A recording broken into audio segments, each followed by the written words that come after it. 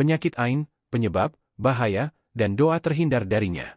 Dalam ajaran Islam dikenal berbagai kekuatan supranatural yang dimiliki oleh sebagian orang. Keyakinan semacam ini merupakan salah satu ciri ajaran Ahlus Sunnah wal Jamaah. Salah satu di antara berbagai kekuatan supranatural tersebut adalah wujudnya ain. Perihal tentang nyatanya wujud ain ini, ditegaskan oleh Rasulullah dalam salah satu haditsnya. Al-ainu hakun walau kana syai'un sabaqal qadara sabaqathul ain.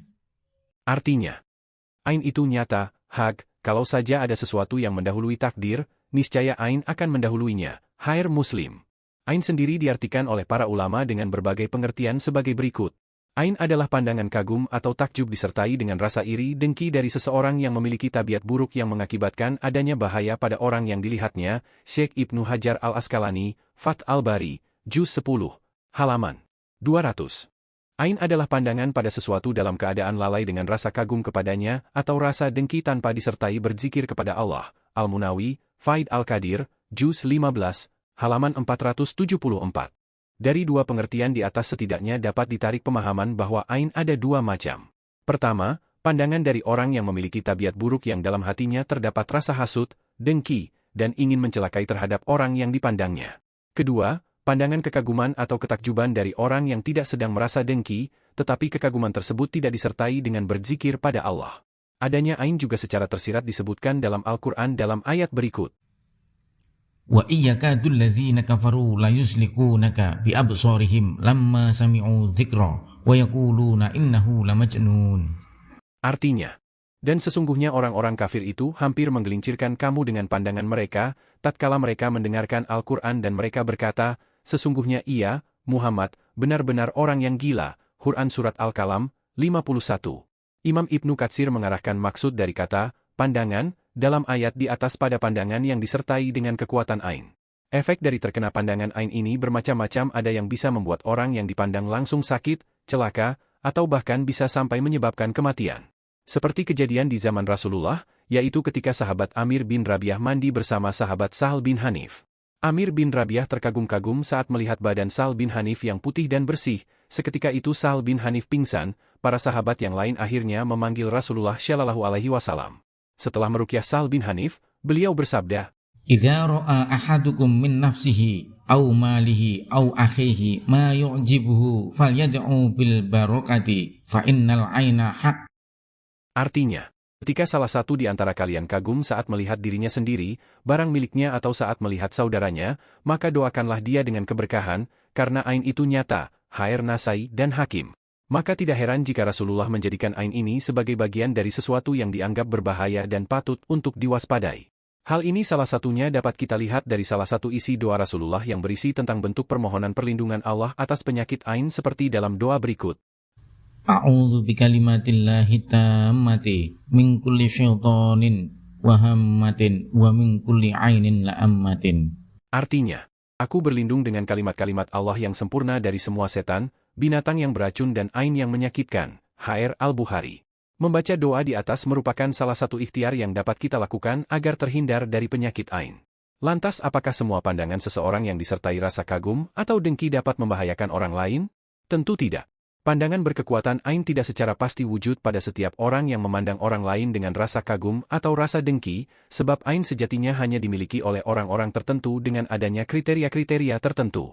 Hal ini misalnya dapat kita lihat dari berbagai kisah-kisah yang terjadi berkaitan dengan penyakit ain.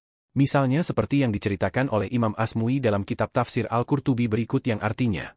Imam Asmui berkata, aku pernah melihat orang yang memiliki kemampuan ain mendengar bahwa ada seekor sapi yang diperah susunya.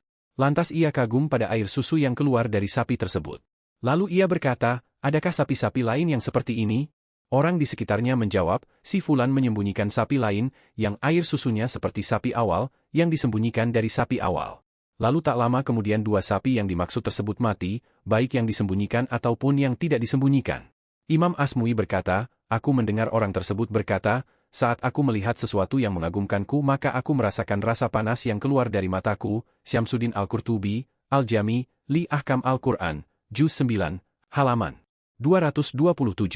Dari kisah tersebut dapat dipahami bahwa salah satu karakteristik orang yang memiliki pandangan berkekuatan ain di antaranya adalah merasakan rasa panas tatkala melihat hal-hal yang mengagumkan dalam pandangan matanya.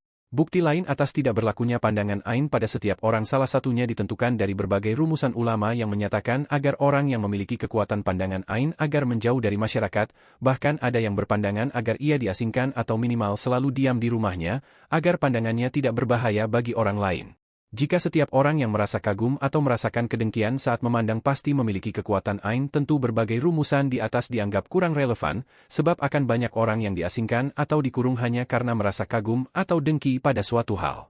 Selain itu kekuatan ain ini rupanya juga dapat dimiliki oleh seseorang dengan melakukan ritual-ritual tertentu. Misalnya seperti kisah yang dijelaskan oleh Imam Al-Kalbi yang artinya sebagai berikut. Imam Al-Kalbi berkata, dahulu ada lelaki dari bangsa Arab yang berdiam diri, tidak makan apapun selama 2 atau 3 hari, lalu ia berpindah menuju samping tenda, tempat pertapaannya.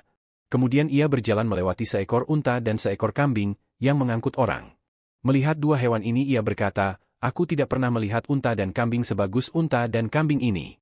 Kemudian 2 hewan itu tidak berjalan banyak langkah kecuali sekelompok orang jatuh dari unta dan kambing itu dalam keadaan meninggal.